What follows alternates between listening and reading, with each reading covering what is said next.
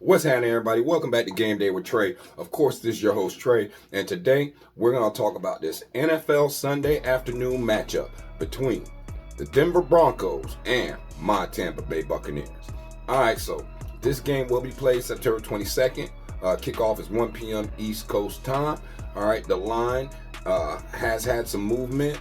Some places you can get Bucks -7 to -7.5. Some places you can get the Bucks -6. It just depends on where you're at. And also the over/under is going up as well. The over/under was at plus or minus 39.5 points for the over/under. It has since moved to 41 points, so it's going up. They're expecting a little bit more points, man. So this game's going to kick off at Raymond James Stadium in Tampa on Sunday.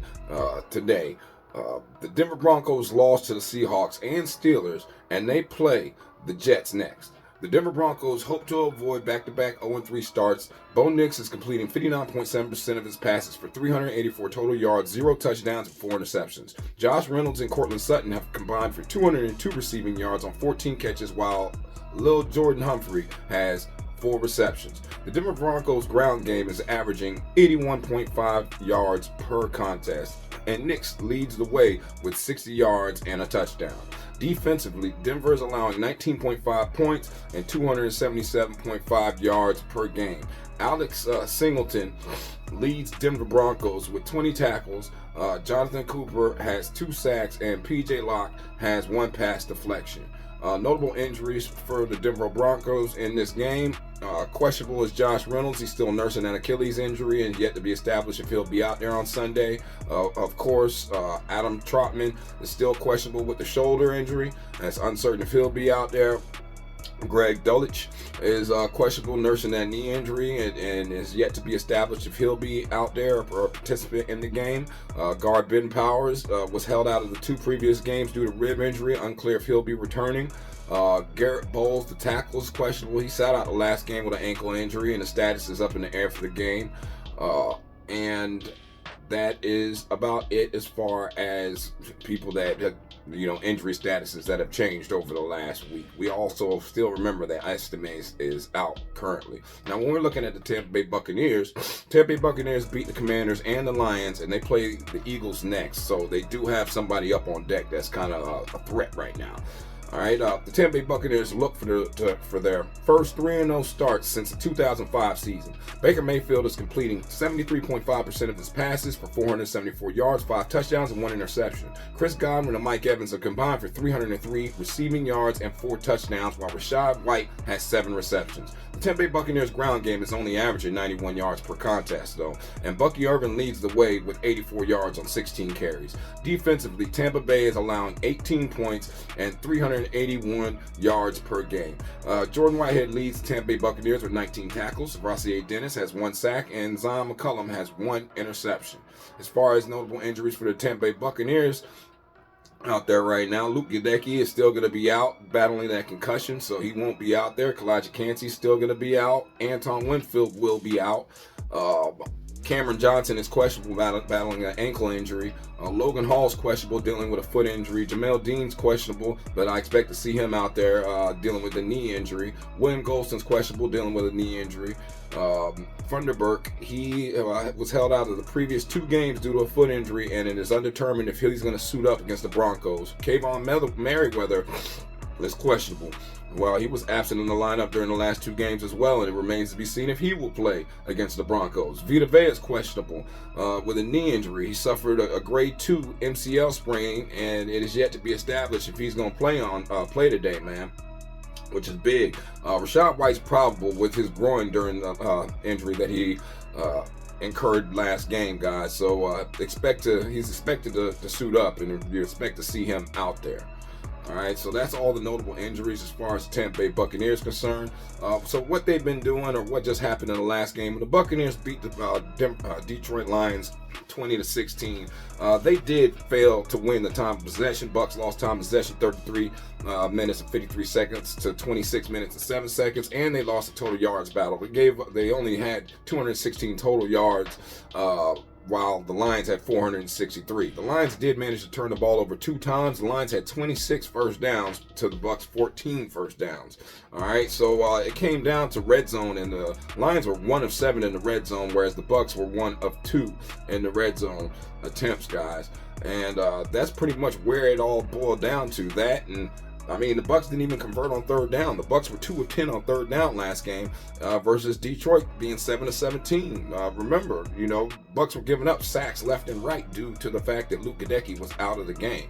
And then when you talk about the Steelers and how they did in the last game, I mean, not the Steelers, but Denver, Denver really didn't do bad, but they didn't do great either. I mean, they're playing against the Steelers. Steelers is a great defense. Steelers were able to rack up 251 total yards, 0 touchdowns, and 16 first downs against Denver, whereas Denver only came out and put up 295 total yards, but they turned the ball over twice, and that really is what killed them, even though they had 13 first downs. Steelers did win the time possession battle as well, 32 minutes and 19 seconds to 27 minutes and 41 seconds. When you look how they did in the red zone, of course, Denver was 0 for 3 in the red zone, and on third down, they were 2 for 12, whereas the Steelers were 4 for 13. All right. Now, when you're looking at these two teams and exactly how they match up against each other, all right, statistically on the season, the Bucs defense, like I said earlier, is only giving up 18 points per game. That's number 6 defense in the NFL, whereas Denver's only scoring 13 points a game. That's the 29th worst offense in the NFL, guys. So big advantage for the Bucs there.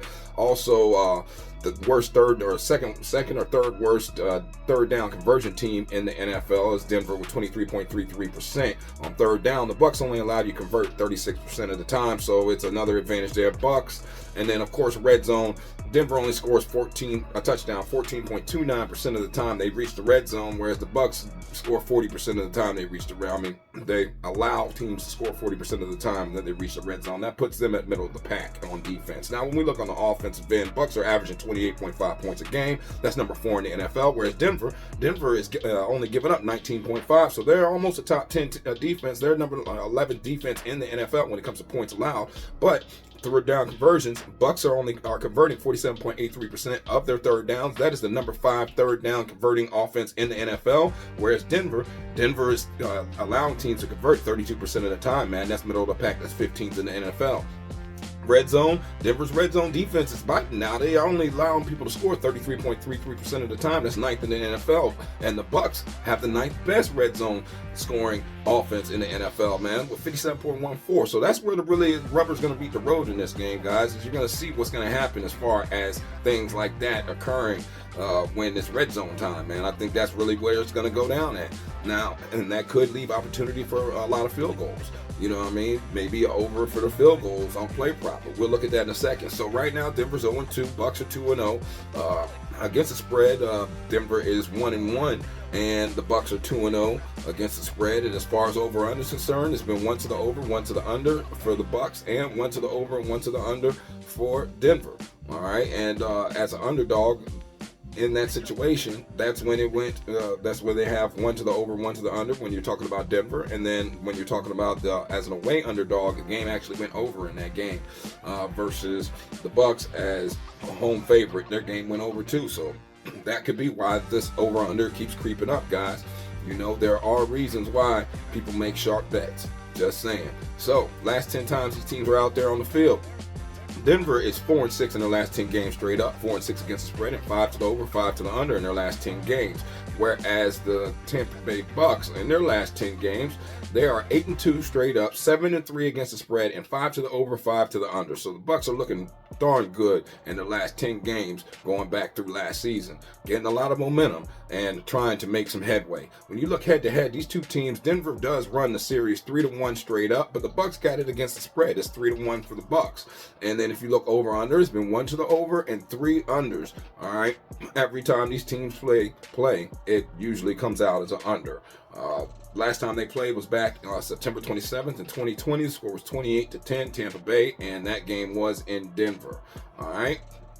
Now, let's go ahead and look at this final portion of this matchup, guys, and why we think who's going to do what. So when you're talking about trends, Denver Broncos have covered the first quarter spread in 15 of their last 20 games. Tampa Bay Buccaneers have scored last in 10 of their last 13 games, and the Tampa Bay Buccaneers have covered the first half spread in 15 of their last 22 games. The Denver Broncos have hit the first quarter money line in 12 of their last 20 games, and the Tampa Bay Buccaneers have hit the first half money line in 12 of the last 22 games. The Denver Broncos have hit the first half money line in 12 of their last 20 games, and the Tampa Bay Buccaneers have hit the fourth quarter money line in 10 of their last 20 games. The Denver Broncos have scored first in 8 of their last 11 games, and the Tampa Bay Buccaneers have hit the money line in 12 of their last 22 games. All right, the Denver Broncos have hit the fourth quarter money line in 9 of their last 17 games, guys. And so when you're looking at this game, all right, why the Tampa Bay Buccaneers are going to win this game? The Buccaneers have won each of their last 13 home games against opponents on a losing streak. The Broncos have lost each of their last 6 away games against opponents on a winning streak. The Buccaneers have covered the spread in 7 of their last 8 games as home favorites following a road win. The Broncos have failed to cover the spread in each of their last 4 Week 3 road games. The favorites have won the first half in each of the Broncos' last 6 Week 3 games, and the Buccaneers have won the first quarter in 4 of their last 5 games in Florida. The Buccaneers have also scored the first touchdown in 7 of their last 8 home games against AFC opponents. Player props, if you're looking at them, of course you want to look at Baker Mayfield has recorded 15 plus rushing yards in each of the Tampa Bay Buccaneers' last 4 games, so there could be opportunity there. Mike Evans has scored at least 1 touchdown in each of the previous Week 3 appearances at Raymond James Stadium. Chris Godwin has recorded 70-plus rushing / receiving yards in 7 of the last 8 appearances with the Buccaneers as favorites following a road win. And another one is Mike Evans has scored the last touchdown in 3 of the... Wait, no, Bob, I already told you that one. We'll tell you about how about Mike Evans has recorded 83-plus receiving yards in each of the Buccaneers' last 7 home games against AFC opponents, man. Matchup facts, Tampa Bay Buccaneers are tied for first in the NFL in first quarter win percentage. They're tied for first in second quarter win percentage as well, 100% on both of them. Broncos rank first in total punt yards, and the Broncos rank 32nd in the red zone. So, yeah, crazy. Only scoring a touchdown 14.3% of the time throughout the season. So, where am I at? Tampa Bay Buccaneers have been one of the most impressive teams through 2 weeks and should be favored. But this line, if you get it at 7, that's a little rich for me. That's why I think the line has actually moved down to the 6. I think that's more attainable. I would personally buy it down to 3 points, man. If I'm gonna mess with the Bucks on that, I would feel more comfortable with the Bucks team total over the 22.5 points. I would also feel more comfortable with over 1.5 field goals for Chase McLaughlin. I think that's a high possibility if that defense steps in and does what it looks like it can do for Denver. Those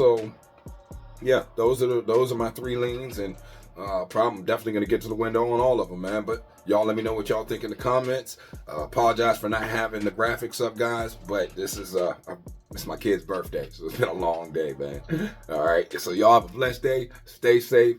I'm going to holler at y'all. See you at the window. Peace.